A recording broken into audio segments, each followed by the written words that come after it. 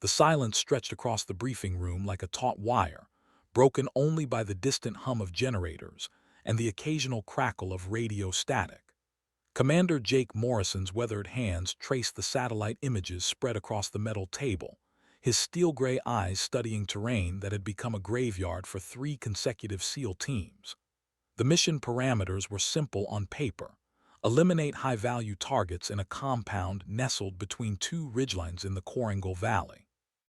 In reality, it had become an impossible equation that had claimed 17 of America's finest operators in 6 weeks. "Sir, we have a problem." The voice belonged to Lieutenant Rodriguez, his tone carrying the weight of bad news that nobody wanted to deliver. Morrison looked up from the photographs, nodding the hesitation in the younger officer's stance. "The Pentagon's sending us additional support." Morrison's jaw tightened imperceptibly. Additional support usually meant politicians interfering with military operations, or worse, inexperienced personnel being thrust into situations that would get people killed. What kind of support? A sniper specialist, Navy credentials, combat experience in 3 theaters. Rodriguez paused, consulting his tablet with deliberate slowness. "Call sign, Phantom." The commander nodded slowly. At least it wasn't some green recruit fresh from training. "When do they arrive?" "Actually, sir," Rodriguez's voice carried an odd inflection, "she's already here." The temperature in the room seemed to drop several degrees. Morrison's expression hardened into something resembling granite, his 40 years of military service condensing into a single moment of disbelief. In all his deployments across Iraq, Afghanistan, and Syria, he had never worked with a female sniper in direct combat operations. The very idea seemed to challenge everything he understood about the brutal mathematics of warfare. The word escaped as barely more than a whisper, but it carried the force of thunder in the confined space. Before Rodriguez could respond, the briefing room door opened with military precision. The figure that entered stood 5'6" in worn combat boots, her dark hair pulled back in a regulation bun that revealed sharp cheekbones and eyes the color of storm clouds. Her uniform bore the creases of someone who had lived in it, not worn it for inspection. Most notably, the collection of ribbons on her chest told a story that made veteran operators pause. Silver Star, Bronze Star with V device, Purple Heart with 2 oak leaf clusters. Sergeant First Class Kira Phantom Thorne stepped into the room and snapped a crisp salute. "Commander Morrison, reporting as ordered." Morrison returned the salute with mechanical precision, while his mind processed the contradiction before him. This wasn't what he had expected, needed, or wanted for what might be the most critical mission of his career. The briefing room had become a theater where preconceptions were about to collide with reality, and neither side was prepared for the collision. In the corner, a radio crackled with distant chatter from patrol units, a constant reminder that somewhere in those mountains, enemy forces were waiting for the next team of American soldiers to make their final mistake. Morrison's reputation had been built on successful missions and bringing his men home alive. Now, staring at this compact woman with her collection of combat decorations, he felt the weight of command settling on his shoulders like a lead blanket. The mission parameters hadn't changed, but everything else suddenly felt different. The satellite images on the table seemed to mock them all, showing a compound that had already proven itself a killing ground. Somewhere in those grainy black and white photographs lay the answer to a tactical puzzle that had stumped some of the military's finest minds. The question hanging in the air wasn't just whether they could complete the mission, but whether adding Phantom to the equation would solve their problem or create an entirely new set of complications. Outside, the Afghan sun beat down mercilessly on forward operating base Chapman, its heat creating mirages that danced across the helicopter landing zone. Inside the briefing room, the real mirage was about to be shattered by the cold reality of combat effectiveness versus preconceived notions about who belonged on the battlefield. The mission clock was ticking, enemy forces were entrenched, and traditional approaches had failed spectacularly. In 12 hours, another team would insert into the valley, but this time, everything would be different. This time, they had Phantom. Morrison cleared his throat and gestured toward the tactical displays. Sergeant Thorne, let me show you why 3 teams have already died trying to crack this nut. The words carried an undertone of challenge, a test wrapped in the language of briefing. What happened next would determine not just the success of the mission, but whether Commander Morrison's decades of military experience had prepared him to recognize excellence in forms he hadn't expected. The war in Afghanistan had taught harsh lessons about adaptability, and those who couldn't learn them rarely survived long enough to pass them on. Commander Morrison spread the aerial reconnaissance photos across the table with the methodical precision of a surgeon arranging instruments. Each image told a story of failure: blast craters where improvised explosive devices had claimed American lives, Overwatch positions marked with red X's indicating sniper nests, and approach routes that had become killing fields. The compound itself sat like a fortress carved into the mountainside, its strategic positioning offering commanding views of every conceivable avenue of attack. 3 teams, 17 KIA, 0 successful target eliminations. Morrison's voice carried the weight of command decisions that haunted him during sleepless nights. The Tangos have turned this place into a fortress. Every approach we've attempted has been anticipated, countered, and punished.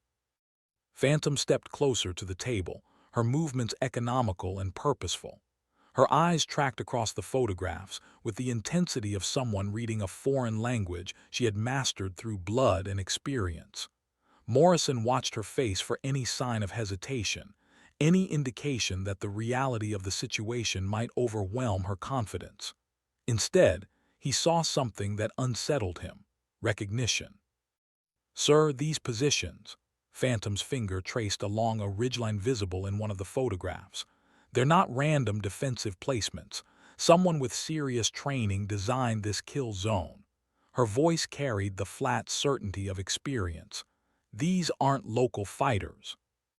Morrison's eyebrows raised slightly.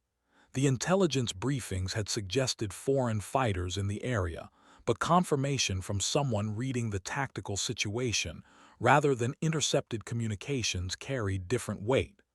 "Go on." The overlapping fields of fire, the use of natural terrain features for concealment, the coordination between positions.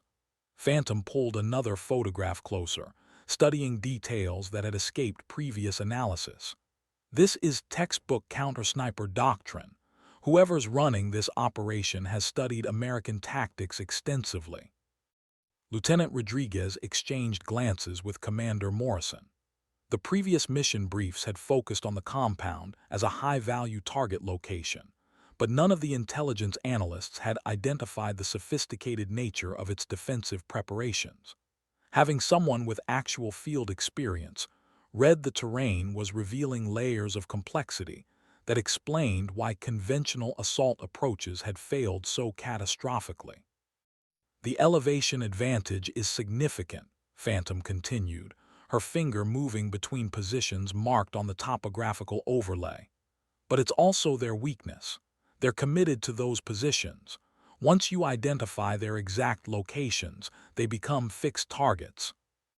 Morrison felt something shift in his assessment. This wasn't the response of someone overwhelmed by the mission's complexity or intimidated by the casualty reports. Phantom was reading the battlefield like a chess master studying an opponent's opening moves, identifying patterns and weaknesses that others had missed. "Your assessment of our previous approaches?" Morrison asked, his tone carrying less skepticism than before. Phantom studied the marked routes that previous teams had attempted, her expression growing more focused. "Direct assault, helicopter insertion into the valley floor, approach from the east ridgeline." She paused, looking up from the photographs. "Sir, with respect, every one of these approaches played into their strengths. They've been fighting the same battle plan repeatedly." The words hung in the air like an indictment. Morrison had approved those mission parameters himself, confident that superior training and equipment would overcome defensive positions. The casualty reports suggested otherwise. What would you do differently? The question escaped before Morrison could stop it, carrying genuine curiosity rather than the challenge he had intended. Phantom's eyes returned to the photographs, but this time her focus shifted to areas that previous planners had dismissed as inaccessible or irrelevant. Her finger traced a path along what appeared to be impossible terrain, moving through areas that conventional wisdom suggested were unsuitable for tactical movement. I'd give them exactly what they expect, sir, right up until the moment I didn't. Outside, the rhythmic thump of helicopter rotors announced the arrival of another medical evacuation flight, carrying wounded soldiers from contact zones scattered across the province. The sound served as a grim reminder that, while they studied photographs and planned operations, real battles were being fought by operators who depended on their tactical decisions. The weight of command pressed down on Morrison's shoulders like a physical force, amplified by the knowledge that his next decision could determine whether more families would receive folded flags or welcome their sons home alive. The silence that followed Phantom's statement stretched across the briefing room like a challenge issued and accepted. Morrison studied her face, searching for the bravado that usually accompanied bold tactical statements from unproven operators. Instead, he found the calm certainty of someone who had learned hard lessons in places where mistakes were measured in body counts rather than reprimands. Elaborate. Morrison's command carried the authority of someone accustomed to having his tactical questions answered with precision and detail. Phantom moved around the table, viewing the reconnaissance images from different angles. Her movements suggested someone comfortable in military spaces, but Morrison noted subtle differences from the operators he typically worked with. Where his SEALs moved with the controlled aggression of predators, Phantom's movements carried the patience of someone who had learned to wait for the perfect moment. Sir, the enemy's defensive strategy assumes we'll continue using conventional assault tactics. They've positioned their forces to counter direct approaches, helicopter insertions, and coordinated ground movements. Phantom's finger traced the marked positions on the tactical overlay, but they've created gaps in their coverage by focusing on likely approaches. Rodriguez leaned forward, studying the areas Phantom indicated. Those aren't gaps, Sergeant. That's impassable terrain. For a team, yes, sir. For an individual with the right equipment and training. Phantom's voice trailed off as she pointed to a section of the map that showed near vertical cliff faces and loose scree slopes. It's not impassable, it's just extremely unpleasant. Morrison felt his tactical understanding shifting as he reconsidered terrain he had dismissed as irrelevant. In 30 years of military operations, he had learned to think in terms of team movements, coordinated assaults, and overwhelming force applied at decisive points. The idea of a single operator infiltrating through terrain considered impassable challenged fundamental assumptions about how battles were fought and won. You're suggesting a solo infiltration. Morrison's statement carried implications that made everyone in the room uncomfortable. Against a fortified position with multiple confirmed hostiles. I'm suggesting we use their overconfidence against them. Phantom's response came without hesitation. They've studied our previous approaches and prepared counters for everything in the Special Operations Playbook. They haven't prepared for someone who doesn't follow that playbook. The radio in the corner crackled with traffic from a patrol encountering small arms fire 15 kilometers south of their position. Morrison automatically processed the information, cataloging threat patterns and resource allocation while continuing to focus on Phantom's proposal. The background chatter of military operations served as a constant reminder that the war continued regardless of their planning sessions. Walk me through your approach. Morrison's tone had shifted from skeptical to analytical. Whether he agreed with the plan or not, He needed to understand it completely before making any command decisions. Phantom pulled out a detailed topographical chart, unfolding it across the reconnaissance photographs. Her movements suggested familiarity with the terrain that went beyond studying satellite imagery. Night insertion here, approximately 2 kilometers from the primary objective. Single operator movement through the ravine system, avoiding established patrol routes and observation points. Morrison studied the route she indicated, noting the extreme difficulty of the terrain and the distance involved. That's a 12-hour movement through hostile territory, alone. Yes, sir. Phantom's response carried no defensiveness, only acknowledgement of the mission's complexity.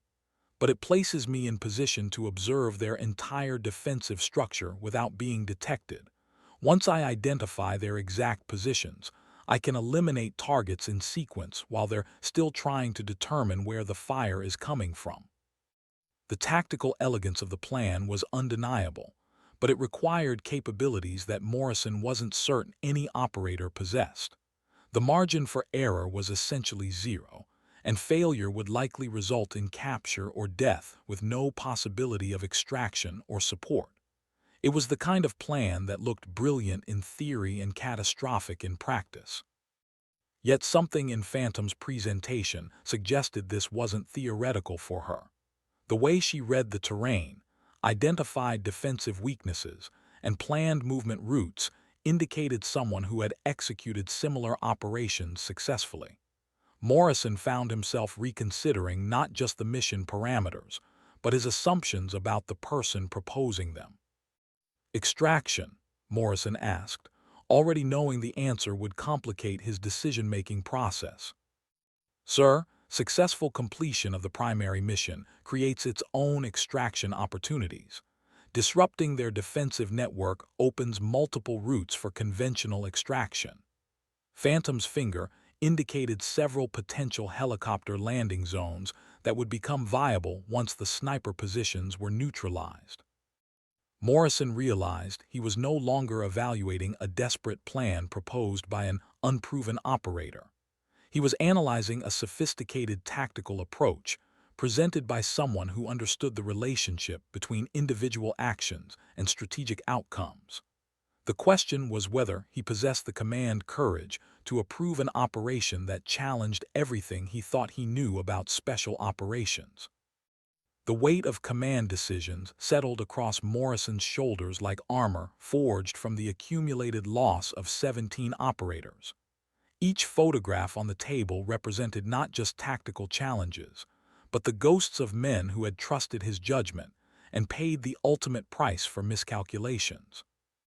The compound in the satellite imagery had become more than a target. It had evolved into a symbol of American military failure in a theater where success was measured in lives preserved rather than objectives captured. Sergeant Thorne, Morrison began, his voice carrying the formal tone that preceded difficult questions. Your service record indicates extensive combat experience, but this operation exceeds normal risk parameters by orders of magnitude. What makes you confident you can succeed where entire teams have failed? Phantom's response came without the hesitation that might indicate bravado or uncertainty. Sir, those teams failed because they approached the problem as a conventional military objective. The enemy prepared for conventional tactics because that's what they've observed and countered. They haven't prepared for asymmetric individual action. Morrison studied her face, searching for signs of the overconfidence that had gotten good operators killed in similar situations. Instead, he found something more unsettling, the calm certainty of someone who had survived situations where survival shouldn't have been possible. Her service record indicated multiple deployments, but the redacted sections suggested experiences that went beyond standard combat operations. Your call sign, Morrison said, the words emerging more as observation than question. Phantom, how did you earn it? For the first time since entering the briefing room, Phantom's expression shifted slightly. Not defensiveness or discomfort, but the recognition that certain stories carried weight beyond their tactical significance. Mosul, 2019. My team was compromised during a reconnaissance mission. Enemy forces had us surrounded in an urban environment with limited escape routes. Morrison leaned back in his chair, recognizing the beginning of a story that would explain more than tactical capabilities. Combat stories weren't just narratives, they were psychological profiles written in gunpowder and blood. I provided overwatch for their extraction while remaining behind to ensure their successful egress. Spent 72 hours in that position, engaging targets of opportunity while enemy forces searched for my location. Phantom's voice maintained its professional neutrality, but Morrison caught subtle indicators of emotion carefully controlled. They never found me. When our forces retook the sector, locals reported that American soldiers had been killed by ghosts. Rodriguez whistled softly, understanding the implications of remaining undetected in hostile urban terrain for 3 days while actively engaging enemy combatants. Morrison felt his tactical assessment shifting again as he processed the psychological requirements for that kind of operation. Casualties? Morrison asked, though he suspected he already knew the answer. 11 confirmed kills, 0 friendly casualties during extraction. Phantom's response carried the precision of someone who had reported those numbers multiple times to multiple commanders. The enemy spent more time searching for me than engaging our extraction teams. Morrison understood that he was no longer evaluating a risky tactical proposal from an unknown operator. He was considering a plan developed by someone who had already proven capable of achieving impossible objectives under conditions that would break most soldiers mentally before they failed physically. The question was whether the tactical situation justified the risk of losing an operator with her capabilities. The radio crackled with another casualty report from a patrol encountering improvised explosive devices. Morrison automatically processed the information while studying Phantom's expression, nodding that she absorbed the reports without visible reaction. Combat veterans developed that particular form of emotional compartmentalization, but it usually took years of exposure to traumatic loss. Looking at her service ribbons again, Morrison realized those years were documented in faded fabric and metal pins that represented experiences most operators would never accumulate in entire careers. Time frame for mission execution? Morrison asked, his tone indicating that the tactical discussion had moved beyond theoretical evaluation toward operational planning. Phantom consulted the tactical timeline displayed on the digital planning board, her eyes tracking weather patterns, enemy patrol schedules, and insertion windows, with the methodical precision of someone who had learned that overlooking details created opportunities for catastrophic failure. Morrison watched her analysis process, noting the systematic way she correlated multiple variables that amateur planners often considered separately. Optimal insertion would be tomorrow night, 2300 hours. New moon phase provides maximum concealment, and intelligence indicates reduced enemy patrol activity during that window. Phantom's finger traced the planned route across the topographical display. Weather forecast shows clear skies with minimal wind, ideal conditions for precision shooting at extended range. Morrison felt the familiar tension that preceded high-stakes operations settling into his chest. Tomorrow night meant 27 hours to finalize equipment, coordinate extraction protocols, and brief backup teams. More importantly, it meant 27 hours to convince himself that sending a single operator into terrain that had killed 3 full teams represented sound tactical judgment rather than desperate improvisation. Equipment requirements, Rodriguez interjected, his role as logistics coordinator requiring detailed inventory management for specialized operations. Standard reconnaissance load, modified for extended duration. Ghillie suit components for local terrain, MREs for 4 days, 3 liters water with purification capability.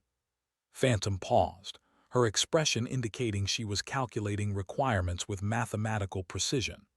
Primary weapon system will be the M107A1, effective range out to 2,000 meters with appropriate ammunition selection.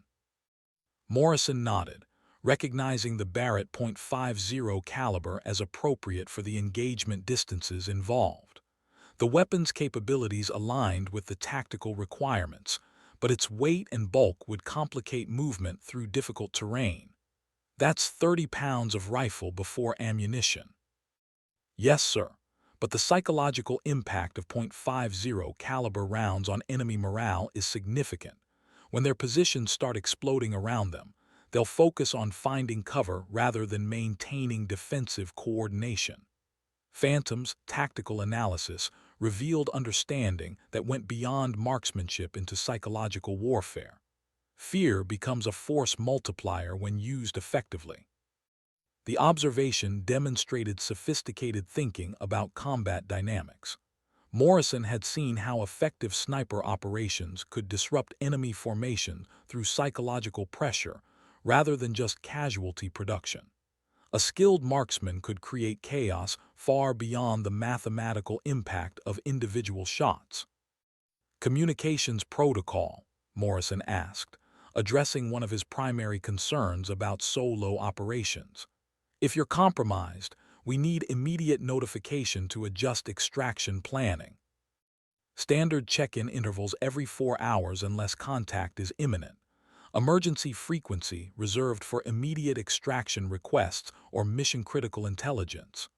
Phantom's response indicated familiarity with solo operation protocols. Sir, if I'm compromised before reaching the objective, the mission parameters don't change. The target list remains the same regardless of my status.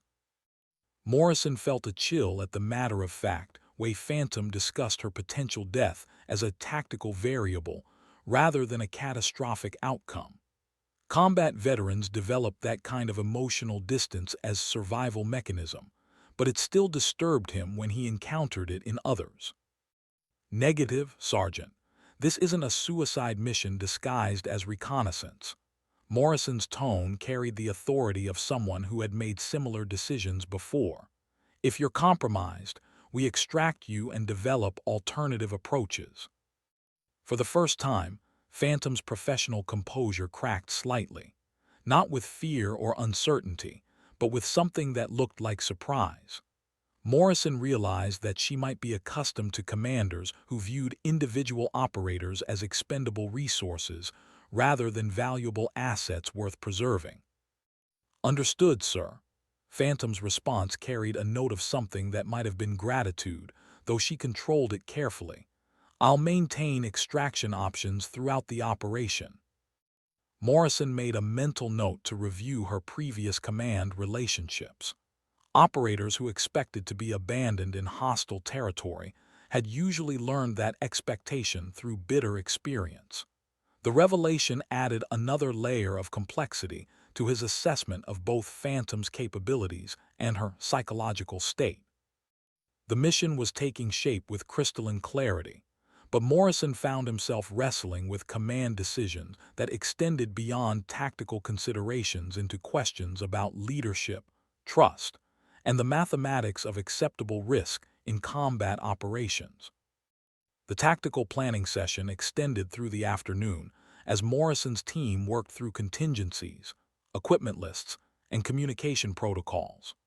Phantom's responses to technical questions revealed depth of experience that gradually shifted the room's dynamic from skepticism toward professional respect. Her knowledge of enemy tactics, terrain navigation, and weapons systems demonstrated competency that transcended theoretical training. Cover and concealment during approach phase, Morrison asked, testing her understanding of the infiltration route's vulnerabilities. Natural vegetation provides adequate concealment for the first 2 kilometers. After that, movement becomes technical climbing through rock formations that offer protection from observation, but require specialized equipment. Phantom indicated sections of the route where standard infantry movement would become impossible. Rope work, but nothing that exceeds level III climbing certification. Morrison noted that her assessment assumed capabilities that most infantry personnel didn't possess. "You're certified for technical climbing." "Yes, sir. Mountain Warfare School, additional specialized training through Ranger battalions." Phantom's response suggested training breadth that extended beyond standard sniper qualification. "The route is challenging but manageable for someone with appropriate preparation." Rodriguez looked up from his logistics calculations. "Ma'am, that equipment load is approaching 60 pounds. Are you confident about movement speed over that terrain?" "I've carried heavier loads through worse terrain." Phantom's response carried the finality of someone stating established fact rather than hopeful estimation. "The key is maintaining consistent pace rather than speed. This isn't a sprint. It's endurance movement through contested territory." Morrison appreciated the distinction. Speed often created noise, and noise in hostile territory created casualties. Successful infiltration required patience, discipline, and the physical conditioning to maintain both over extended periods. Phantom's approach suggested understanding of the mission's true requirements. Primary targets are confirmed high-value personnel, but intelligence indicates additional enemy combatants in the compound. Rules of engagement. Morrison's question addressed one of the operation's most complex variables. Primary targets take precedence, but any hostile action against friendly forces constitutes legitimate engagement. Phantom's response reflected standard row, but her tone suggested she understood the broader implications. "Sir, eliminating defensive positions may be necessary to ensure primary target engagement opportunities." Morrison recognized the tactical reality she was describing. Sniper operations rarely involved single shots against isolated targets. More often, success required systematic elimination of threats in sequence, creating windows of opportunity for primary objectives. The psychological term, target servicing, made the process sound clinical, but the reality involved split-second decisions about human lives under extreme stress. Backup extraction if primary routes are compromised. Morrison continued working through scenarios that kept commanders awake during active operations. Alternative routes planned through the Western approach, but that extends extraction timelines significantly. If primary and secondary routes are both compromised. Phantom paused, her expression indicating she was accessing memories of previous experiences. "Sir, I've extracted through hostile territory before. Sometimes you have to create your own opportunities." Morrison felt the familiar tension between command responsibility and operational necessity. Sending operators into situations where extraction might become impossible violated every principle of sound military leadership. But the alternative was accepting continued failure against a target that represented strategic significance beyond its tactical value. The mission had evolved from theoretical planning into personal commitment. Looking at Phantom's service decorations and listening to her tactical analysis, Morrison realized he was making decisions based on capabilities he had never worked with before. The learning curve for both of them would be steep, but the mission's requirements had already proven beyond conventional solutions. "Final decision in 6 hours," Morrison announced, his words carrying the weight of command authority. "Use that time to finalize equipment preparation and review insertion protocols." Phantom nodded once, her expression indicating acceptance of both the timeline and its implications. Morrison watched her gather the reconnaissance materials with practiced efficiency, nodding that she handled classified documents with the careful attention of someone who understood their significance. As she prepared to leave the briefing room, Morrison called her name once more. "Phantom." She turned back toward him, waiting for additional instructions. "Tomorrow night, you'll be representing more than just mission success. You'll be proving that my assessment of your capabilities was correct." The statement carried implications that both of them understood perfectly. Morrison's reputation and Phantom's survival would both depend on decisions made in hostile territory with incomplete information and no opportunity for revision.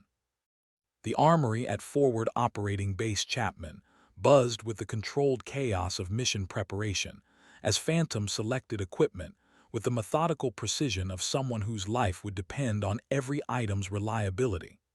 Staff Sergeant Williams, the base's senior armorer, watched her equipment choices with growing professional interest, noting selections that differed significantly from standard SEAL team loadouts. "Ma'am, most operators request the M24 or M110 for precision work. The Barrett's going to be heavy for solo movement." Williams's observation carried genuine concern rather than challenge, his 20 years of armory experience having taught him that inappropriate equipment selection killed operators more efficiently than enemy action. "Weight versus effectiveness equation," Phantom replied, testing the Barrett's action with practiced familiarity. "The psychological impact of .50 caliber rounds disrupting enemy positions outweighs the movement burden. Fear is a force multiplier when applied correctly." Williams nodded slowly, recognizing tactical thinking that prioritized mission effectiveness over operator comfort. He had seen too many operators request lightweight equipment for difficult missions, only to discover that inadequate tools created impossible situations. Phantom's willingness to accept additional burden in exchange for enhanced capability suggested experience-based decision-making. Optics preference. Williams gestured toward the selection of scope systems available for the Barrett platform. Phantom examined the options with the focus of someone who understood that precision shooting at extreme range required perfect integration between operator and equipment. Leupold Mark V HD, 3.618 power. Familiar system, proven reliability in adverse conditions. Williams mounted the scope system with practiced efficiency, checking alignment and securing mounting hardware to specifications that would survive rough handling during infiltration movement. Phantom tested the sight picture, making minor adjustments with the confidence of someone who had performed similar equipment preparation countless times. Ammunition selection. Williams indicated the specialized rounds available for the Barrett system. Standard ball for psychological impact, armor piercing for hardened positions, match grade for precision shots beyond 1,500 meters. Phantom's requirements reflected understanding of the varied tactical situations she might encounter. 40 rounds total, distributed for balanced capability. Morrison entered the armory as Williams completed the ammunition preparation, noting the professional interaction between Phantom and the support personnel. Experienced operators developed working relationships with support staff that reflected mutual respect for specialized expertise. Phantom's interactions suggested she understood that missions succeeded through team effort rather than individual heroics. "Equipment load final weight?" Morrison asked, addressing practical concerns about movement capability over difficult terrain. 62 pounds including water, food, and ammunition, within acceptable parameters for extended movement. Phantom's response indicated she had calculated the load carefully, balancing capability requirements against movement limitations. Morrison watched her final equipment checks, nodding the systematic attention to detail that characterized successful special operations personnel. Every piece of equipment was tested, secured, and positioned for rapid access under stress conditions. The preparation ritual served both practical and psychological purposes, creating confidence through familiar routines performed under controlled conditions. Medical supplies. Morrison continued working through mission requirements that could determine survival margins in hostile territory. Individual first aid kit, enhanced for solo operations. Blood clotting agents, pain management, emergency surgical supplies. Phantom's medical preparation reflected the reality that medical evacuation might be impossible during critical mission phases. Nothing that compromises movement capability, everything that maximizes survival probability. Morrison approved of the balanced approach. Too much medical equipment created movement burdens. Too little created preventable deaths from treatable injuries. Phantom's selections suggested she had learned these lessons through experience rather than classroom instruction. The mission preparation was revealing character details that formal briefings couldn't convey. Phantom's systematic approach to equipment selection, her professional interactions with support personnel, and her realistic assessment of mission requirements painted a picture of someone who had survived multiple combat deployments through competence rather than luck. Final briefing at 2100 hours, Morrison announced, his decision crystallizing as he watched Phantom's preparation continue. Make sure you understand that this operation represents more than tactical success. It represents validation of capabilities that some people question. Phantom looked up from her equipment check, meeting Morrison's gaze directly. Sir, I've been validating those capabilities for 6 years. Tomorrow night is just another opportunity to do my job. The statement carried implications that Morrison was still processing as the armory session concluded and mission preparation entered its final phases. The evening briefing convened in the same room where the mission had been conceived, but the atmosphere had shifted from skeptical evaluation toward focused operational planning. Morrison's senior staff occupied their usual positions around the tactical displays, while Phantom stood at the head of the table, presenting final mission parameters with the confidence of someone who had transformed theoretical planning into executable reality. Insertion via helicopter to landing zone Bravo at 2300 hours. Single operator movement through the ravine system begins immediately upon landing. Phantom's presentation moved through the mission timeline with military precision. First checkpoint reached by 300, primary observation position established by 600. Morrison studied the timing, recognizing that the schedule required sustained movement through difficult terrain during hours when fatigue and darkness created maximum potential for navigation errors. Contingency, if movement takes longer than anticipated. Mission timeline includes buffer periods for unexpected delays. If I'm not in position by 800, the mission shifts to observation and intelligence gathering rather than immediate target engagement. Phantom's response indicated she had planned for the realistic possibility that terrain might prove more challenging than satellite imagery suggested. Lieutenant Colonel Hayes, Morrison's operations officer, leaned forward with concerns that had been developing throughout the planning process. Sergeant, we're discussing a mission that places you beyond supporting distance from any friendly forces. If enemy response overwhelms your position, extraction becomes extremely complicated. Sir, the mission design minimizes detection probability through stealth rather than protection through firepower. If I'm detected before completing primary objectives, the tactical situation has already failed. Phantom's analysis reflected understanding that certain operations required accepting risk rather than mitigating it.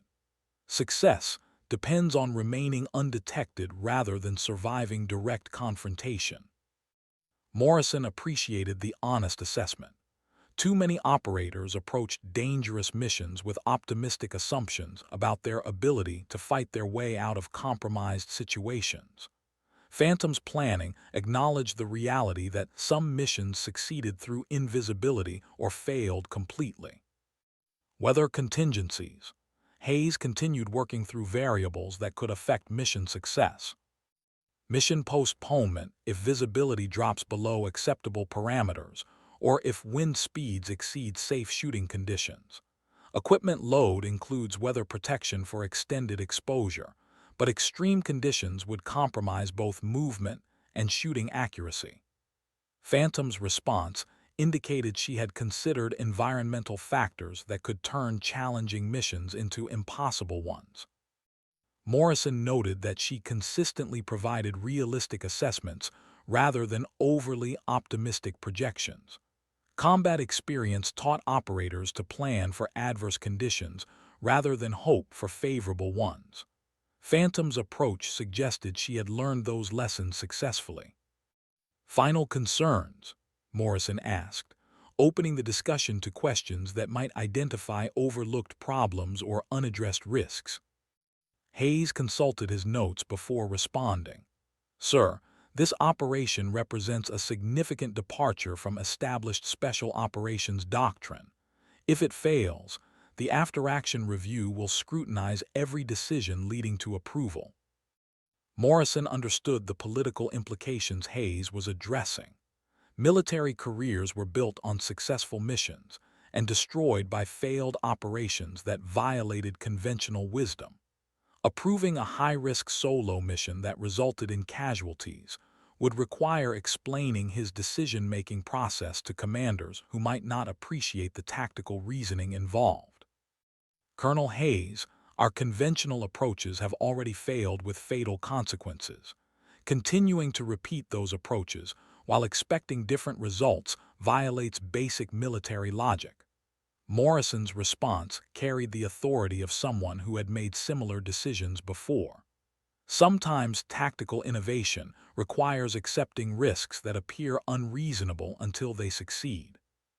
Phantom remained silent during the exchange, understanding that command decisions involved political considerations beyond tactical requirements.